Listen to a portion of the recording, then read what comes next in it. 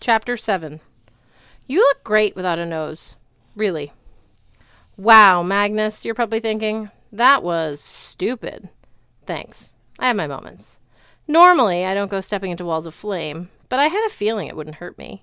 I know that sounds weird, but so far, I hadn't passed out. The heat didn't feel so bad, even though the pavement was turning to sludge at my feet.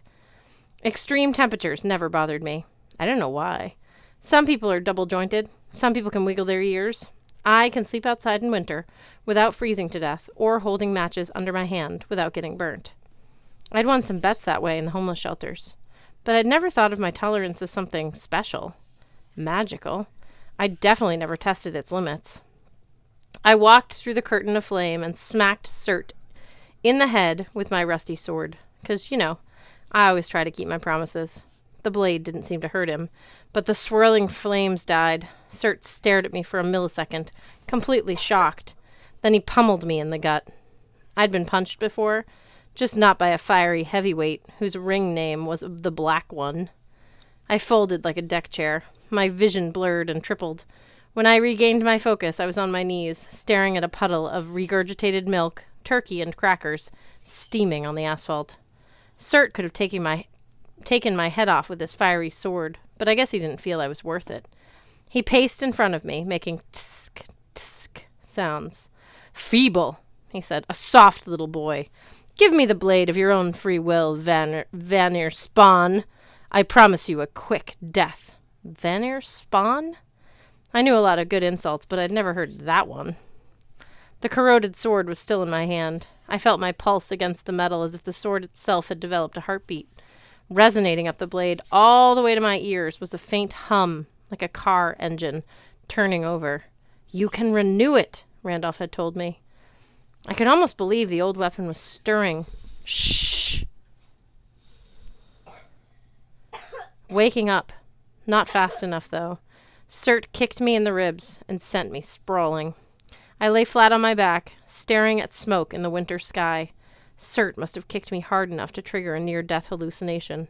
100 feet up, I saw a girl in armor on a horse made of mist, circling like a vulture over the battle.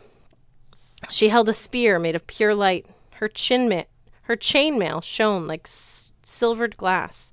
She wore a conical steel helmet over a green head wrap, some sort of medieval knight.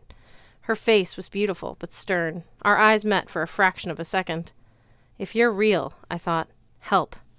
She dissolved into smoke. "The sword!" Cert demanded, his obsidian face looming over me. "It's worth more to me, freely surrendered.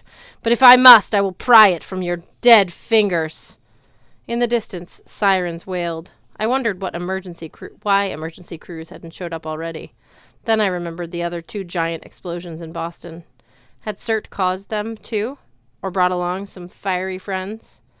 At the edge of the bridge, Hearth staggered to his feet. A few unconscious pedestrians had started to stir.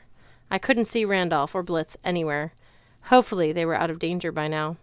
If I could keep Burning Man occupied, maybe the rest of the bystanders would have some time to clear out, too. Somehow I managed to stand.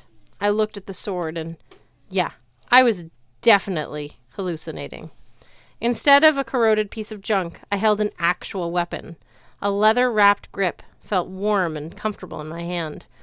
The pummel, a simple polished steel oval, helped counterweight the 30-inch blade, which was double-edged and rounded at the top, more for hacking than stabbing.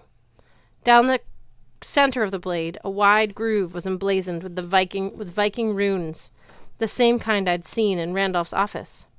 They shimmered into a lighter shade of silver, as if they'd been inlaid while the blade was forged. The sword was definitely humming now, almost like a human voice trying to find the right pitch. Cert stepped back. His lava-red eyes flickered nervously. "You don't know what you have there, boy. You won't live long enough to find out." He swung his scimitar. I had no experience with swords, unless you count watching The Princess Bride 26 times as a kid.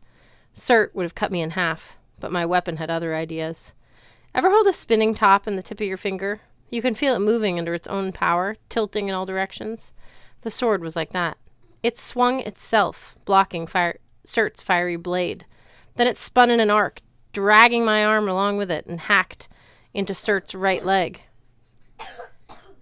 The black one screamed. The wound in his thigh smoldered, setting his pants on fire. His blood sizzled and glowed, like the flow of a volcano. His fiery blade dissipated. Before he could recover, my sword leapt upward and slashed his face. With a howl, Sert stumbled back, cupping his hands over his nose. To my left, someone screamed, the mother with the 2 kids. Hearth was trying to help her extract her toddlers from the stroller, which was now smoking and about to combust. "Hearth!" I yelled, before remembering that was no good. With Sert distracted, I limped over to Hearth and pointed down the bridge. "Go! Get the kids out of here!" He could read lips just fine, but he didn't like my message. He shook his head adamantly, hoisting one of the toddlers into his arms.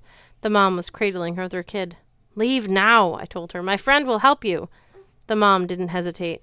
Hearth gave me one last look. This is not a good idea. Then he followed her, the little kid bouncing up and down in his arms, crying, "Ah, ah, ah!"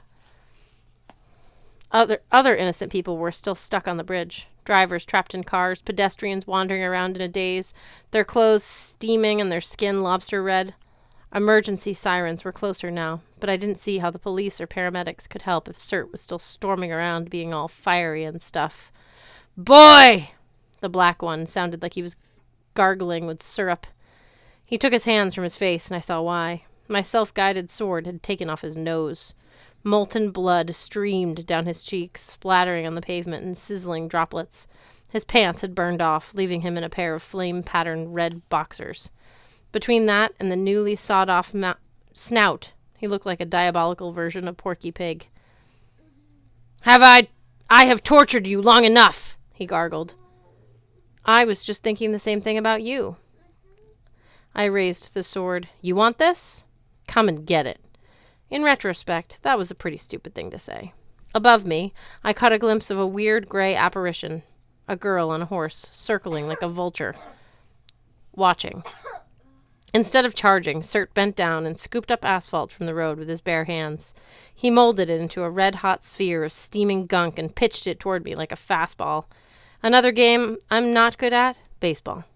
I swung the sword, hoping to knock away the projectile. I missed. The asphalt cannonball plowed into my gut and embedded itself, burning, scarring, searing, destroying. I couldn't breathe. The pain was so intense I felt every cell in my body explode in a chain reaction. Despite that, a strange sort of calm fell over me. I was dying.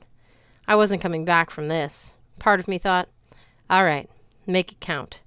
My vision dimmed. The sword hummed and tugged at my hand, but I could barely feel my arms. Sert studied me, a smile on his ruined face. He wants the sword, I told myself. He can't have it. If I'm going out, he's going with me. Weakly, I raised my free hand. I flipped him a gesture that he wouldn't need to know sign language to understand. He roared and charged. Just as he reached me, my sword leapt up and ran him through. I used the last of my strength to grapple him as the momentum carried us both over the railing. "No!" He fought to free himself, bursting into flames, kicking and gouging, but I held on as we plummeted toward the Charles River, my sword still embedded in his stomach, my own organs burning away from the molten tar in my gut. The sky flashed in and out of view. I caught a glimpse of a smoky apparition, the girl on the horse diving toward me at full gallop, her hand outstretched. Flume! I hit the water. Then I died. The end.